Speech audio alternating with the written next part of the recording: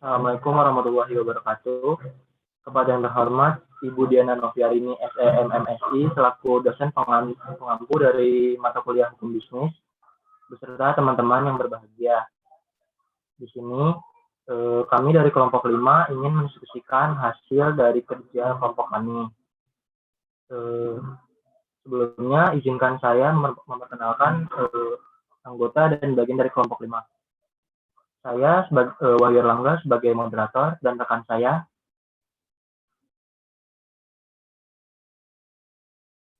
Saya Fadila Ilham sebagai pembicara. Saya Dava Nurarkan sebagai peserta diskusi. Dari Kamera Nur Rashid sebagai peserta diskusi. Saya Fiska Pramudita sebagai peserta diskusi. Baik, langsung saja kita masuk ke dalam materi. Materi akan dijelaskan oleh Fadila Ilham. Kepada Fadila Ilham, waktu dan tempat silakan.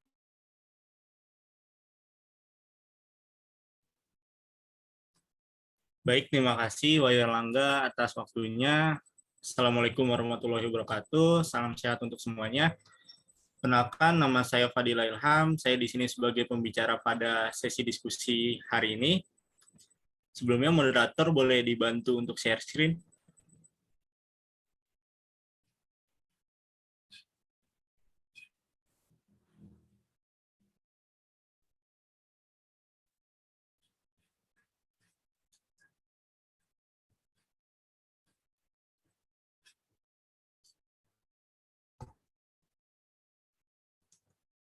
Ya, terima kasih moderator.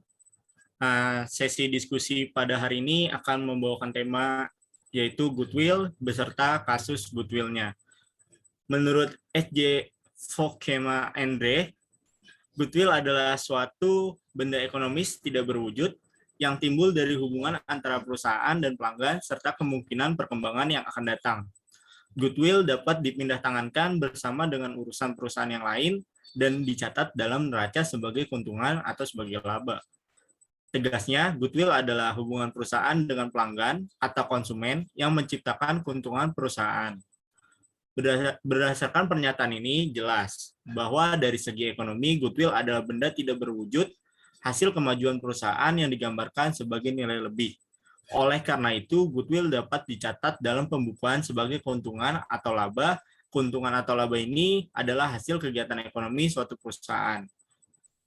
Nah, di sini sebagai perusahaan, goodwill dapat terjadi karena beberapa hal. Mungkin teman-teman peserta diskusi ada yang tahu nggak nih, goodwill dapat terjadi karena hal apa? Mungkin moderator bisa dibantu. Baik, terima kasih Ilham. Kepada peserta diskusi, mungkin ada yang memiliki pendapat. Boleh aktifkan fitur raise hand.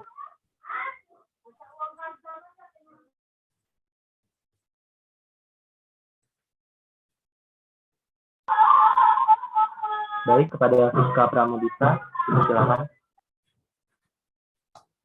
Terima kasih moderator. Menurut saya, goodwill dapat terjadi karena hubungan baik antara perusahaan dan konsumen. Terima kasih. Terima kasih Fiska atas pendapatnya. Selanjutnya, kepada Dava Nurarkan, silakan. Oke, baik, terima kasih moderator. Menurut saya itu goodwill itu dapat terjadi karena hal pemilihan kota penjualan perusahaan yang strategis. Mungkin itu saja yang saya tahu. Terima kasih Dava atas pendapatnya. Kepada Rizka Amira, silakan. Menurut saya, goodwill itu dapat terjadi apabila manajemen perusahaannya itu berjalan dengan baik dan teratur. Terima kasih Rizka pendapatnya. Saya kembalikan kepada pemateri. Fadila. Baik, terima kasih moderator. Terima kasih teman-teman yang sudah menjawab. Ini jawabannya sangat tepat dan benar semua, ketiga-tiganya. Tetapi saya izin menambahkan jawaban dari teman-teman. Sebagai perusahaan, goodwill itu dapat terjadi karena beberapa hal.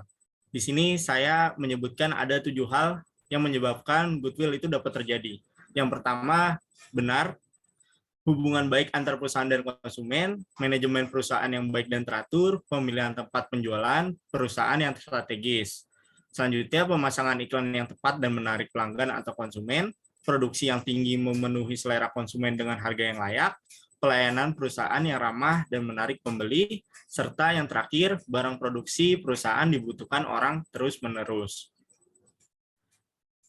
Nah, segitu aja pembahasan singkat mengenai goodwill. Selanjutnya kita akan memasuki kasus goodwill yang pernah terjadi di Indonesia.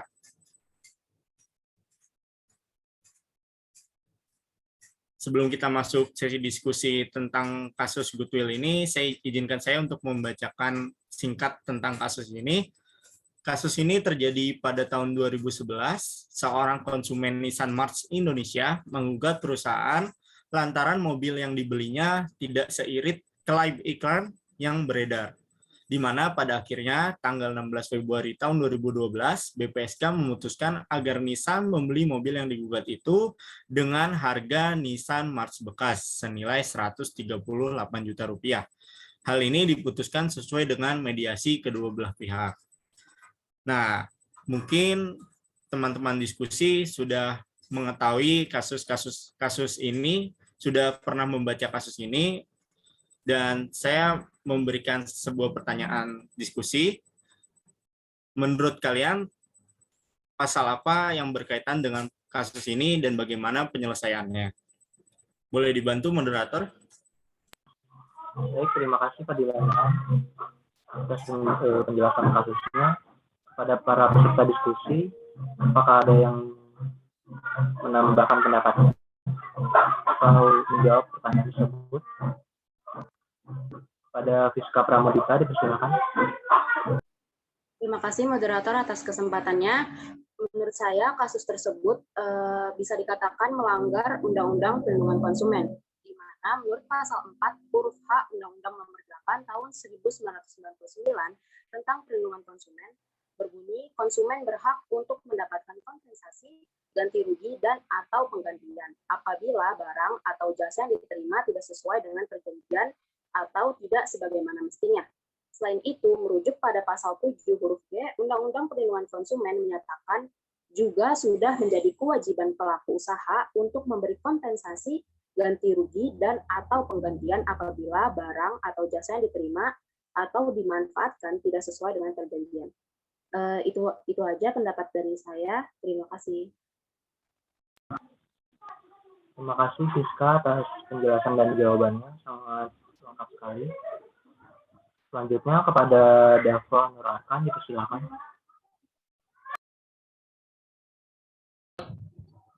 Oke, baik. Terima kasih atas kesempatannya. Saya Dava, izin menambahkan. Menurut saya, hal yang sama juga diatur dalam pasal 9 ayat 1 Undang-Undang Perlindungan Konsumen, bahwa pelaku usaha juga dilarang menawarkan, memproduksikan, mengiklankan suatu barang dan atau jasa secara tidak benar. Nah, lebih jauh lagi yang diatur dalam pasal 10 Undang-Undang Perlindungan Konsumen, dalam menawarkan barang dan atau jasa ini, pelaku usaha dilarang menawarkan, mempromosikan, mengiklankan, atau membuat pernyataan yang tidak benar atau menyesatkan mengenai, yang pertama itu mengenai harga atau tarif suatu barang dan atau jasa, lalu yang kedua itu kegunaan suatu barang dan atau jasa, yang ketiga kondisi tanggungan jaminan hak atau ganti rugi atas suatu barang dan atau jasa, lalu yang keempat tawaran potongan harga atau hadiah menarik yang ditawarkan, dan yang terakhir bahaya penggunaan barang dan atau jasa. Mungkin itu saja yang saya dapat sampaikan. Terima kasih. Terima kasih Dava atas penjelasan dan jawabannya, sangat lengkap sekali. Pada Rizka Mira, dipersilakan. Ya, mungkin di sini saya mau nambahin sedikit. Yang saya ketahui itu disebutkan di pasal 8 ayat 1 huruf F Undang-Undang Perlindungan Konsumen, bahwa pelaku usaha dilarang memproduksi dan atau memperdagangkan barang dan atau jasa yang tidak sesuai dengan janji yang dinyatakan dalam tabel, etiket, keterangan, iklan, atau promosi penjualan barang dan atau jasa tersebut. Mungkin itu aja. Baik, terima kasih Rizka atas pendapatnya. Selanjutnya saya kembalikan kepada materi. Fadila Ilham, dipersilakan.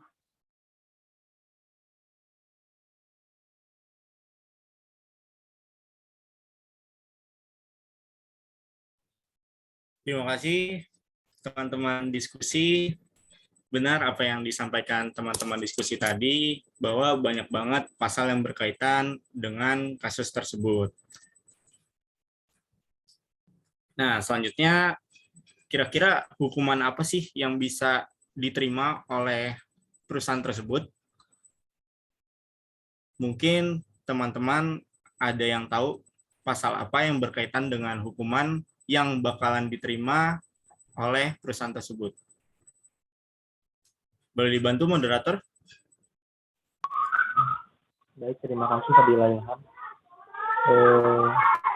Kepada para peserta diskusi, apakah ada yang mengetahui jawabannya atau ingin menambahkan pendapatnya? Silakan untuk mengaktifkan fitur raise hand.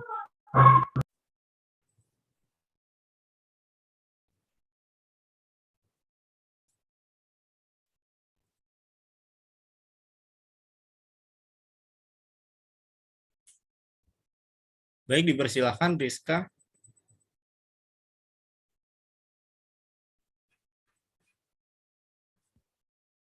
Iya, mungkin saya ingin menjawab pertanyaan itu. Yang saya ketahui ini itu ada di pasal 62 ayat 1 Undang-Undang Perlindungan Konsumen yang berbunyi jika pelaku usaha melanggar ketentuan-ketentuan tersebut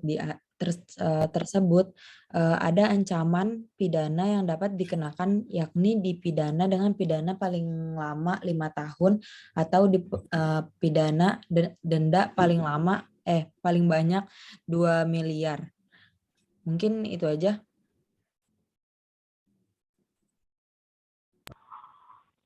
Terima kasih Rizka atas jawabannya. Terima kasih teman-teman atas jawabannya. Nah, selanjutnya izinkan saya menyimpulkan dari hasil diskusi teman-teman tadi, teman-teman banyak menjawab pasal-pasal yang berkaitan dengan kasus ini. Ada pasal 4 huruf H UU nomor 8 tahun 99, ada pasal 7 huruf G Undang-Undang Perlindungan Kekerasan Undang-Undang Perlindungan Konsumen, ada pasal 8 ayat 1 huruf F Undang-Undang Perlindungan Konsumen, serta pasal-pasal yang lain. Benar juga yang disebutkan oleh Rizka, bahwa pelaku usaha yang melanggar ketentuan ini dapat ancaman pidana yang dapat dikenakan, yakni pidana penjara paling lama 5 tahun, atau pidana denda paling banyak 2 miliar rupiah yang berkaitan dengan pasal 62 ayat 1 Undang-Undang Perlindungan Konsumen. Selanjutnya, apakah teman-teman diskusi ada yang bisa menyimpulkan hasil diskusi kasus pada hari ini? Mohon dibantu moderator. Baik, terima kasih Ilham. Kepada para peserta diskusi, apakah ada yang menyimpulkan dari kasus hari ini? Baik, kepada Siska Pramudita dipersilakan. Terima kasih moderator atas kesempatannya. Di sini saya ingin menyimpulkan berdasarkan pembahasan yang sudah disampaikan oleh pemateri tadi. Ya pada dasarnya yang dipidana jika terbukti melanggar ketentuan-ketentuan tersebut di atas adalah pelaku usaha. Memang dimungkinkan dalam praktik pelaku usaha menggunakan jasa orang lain untuk menyebarkan brosur. Jika pelaku usaha kemudian menggunakan jasa orang lain untuk menyebarkan brosur tersebut, tetap aja pelaku usahalah yang harus bertanggung jawab sebagai pihak yang memperdagangkan barang atau jasa dan mengiklankannya secara tidak benar. Itu saja kesimpulan yang bisa saya sampaikan. Terima kasih. Baik, terima kasih Siska atas penjelasan dan kesimpulannya. Selanjutnya ada Dava Nur Arkan, dipersilakan. Baik, terima kasih moderator atas kesempatannya. Saya Dava, izin menambahkan kesimpulan yang disampaikan oleh Fiska. Tadi benar apa yang dikatakan oleh Fiska, jika pelaku usaha kemudian menggunakan jasa orang lain untuk menyebarkan brosur, pelaku usahalah yang harus bertanggung jawab sebagai pihak yang memperdagangkan barang atau jasa yang secara tidak benar diperdagangkannya.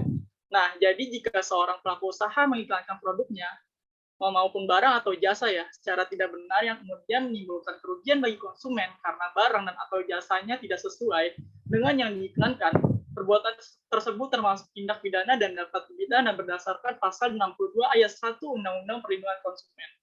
Mungkin itu saja yang saya dapat sampaikan. Terima kasih. Baik, terima kasih Dava atas penjelasan dan kesimpulannya. Selanjutnya, Baik, terima kasih teman-teman yang sudah berdiskusi pada hari ini dengan jawaban-jawaban yang sangat memuaskan. Izinkan saya untuk menyampaikan hasil diskusi pada hari ini mengenai kasus Nissan March, di mana Nissan March diduga melakukan kebohongan dalam menyebarkan iklan. Di sini BPSK menyatakan Nissan melanggar pasal 9 ayat 1 huruf K Undang-Undang Perlindungan Konsumen yang menyatakan pelaku usaha dilarang menawarkan, memproduksikan, mengiklankan suatu barang atau jasa secara tidak benar. Kemudian menawarkan sesuatu yang mengandung janji yang belum pasti. Selain itu, BPSK juga menyatakan Nissan melanggar ketentuan pasal 10 huruf C Undang-Undang Perlindungan Konsumen, di mana undang-undang tersebut berbunyi pelaku usaha dalam menawarkan barang atau jasa yang ditujukan untuk diperdagangkan dilarang menawarkan, mempromosikan, mengiklankan, atau membuat pernyataan yang tidak benar atau menyesatkan mengenai kondisi, tanggungan, jaminan hak atau ganti rugi atas suatu barang atau jasa. Nah, sekian pemaparan materi dan pemaparan diskusi. Baik sekali teman-teman diskusi pada hari ini. Saya sebagai pembicara pamit undur diri. Mohon maaf apabila masih banyak kekurangan. Terima kasih. Wassalamualaikum warahmatullahi wabarakatuh. Saya kembalikan kepada moderator. baik, terima kasih materi Fadila Ilham. Terima kasih juga atas para peserta diskusi yang telah berpartisipasi dalam diskusi hari ini. Saya selaku moderator izin untuk menambahkan kesimpulan pada materi hari ini. Goodwill merupakan sumber nilai lebih yang bukan berasal dari modal uang, melainkan dari kegiatan pelayanan berupa jasa, kreativitas, pemasaran, dan prospek usaha. Dari segi hukum, goodwill adalah usaha perusahaan bukan benda, dalam arti hukum karena tidak dapat dialihkan atau dijual kepada pihak lain. Goodwill bukan kekayaan yang dapat dijadikan objek hak, jadi dari segi hukum tidak relevan. Akan tetapi, menurut Purwosudjipto, goodwill adalah salah satu unsur urusan perusahaan yang termasuk ke dalam kelompok benda bergerak, tidak berwujud yang bersifat imaterial. Dengan demikian, beliau menganggap goodwill itu benda bergerak tidak berwujud sama dengan hak kekayaan intelektual, seperti contoh hak cipta, hak paten, dan hak merek yang dapat dialihkan kepada pihak lain. Pendapat beliau ini mungkin dapat dibenarkan jika dilihat dari segi ekonomi. Akan tetapi dari segi hukum, goodwill tidak mungkin dijual belikan. Goodwill bukan hak, melainkan kegiatan, pelayanan, dan kreativitas. Sekian yang dapat saya simpulkan. Kurang lebihnya mohon maaf. Akhir kata dari saya selaku moderator. Apabila ada salah-salah kata, mohon dimaafkan. Wassalamualaikum warahmatullahi wabarakatuh. Waalaikumsalam warahmatullahi wabarakatuh. Waalaikumsalam. Waalaikumsalam warahmatullahi wabarakatuh.